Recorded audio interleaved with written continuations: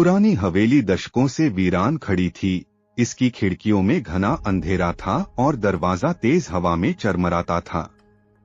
लेकिन आज रात कुछ अलग था। एला ने हवेली के पास चलते हुए हल्की हल्की फुसफुसाहट सुनी जो उसका नाम ले रही थी। संकोच में लेकिन जिज्ञासु होकर वह अंदर गई। हवा में धूल और सड़न का गहन भरा हुआ था। उसकी टॉर्च झपकती रही और उसने एक दरवाजे में दरकी हुई आईने पर स्टंबल किया। जैसे ही उसने आईने में झांका, उसकी छवि अजीब लग रही थी। उसका चेहरा मुस्कुरा रहा था, लेकिन वह वैसा नहीं थी।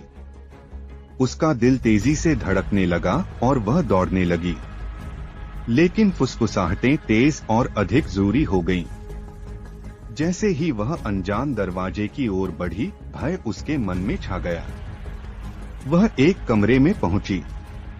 फर्श की खिड़की पर तख्तों की आवाज सुनाई दी। एक ठंडी हवा उसे घेरने लगी।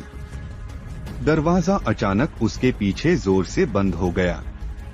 उसकी आंखों में भय था। उसने दरवाजे को खोलने की कोशिश की, लेकिन कुछ उसे खींच रहा था। कमरे के कोनों में छायादार आकृतियां खड़ी थीं। उनकी आंखें हर हरकत का पीछा कर रही थीं। उसने चारों ओर भयभीत होकर देखा। फुसफुसाहटें और तेज होती जा रही थीं। हैरानी की बात यह थी कि आईना फिर से दीवार पर प्रकट हुआ।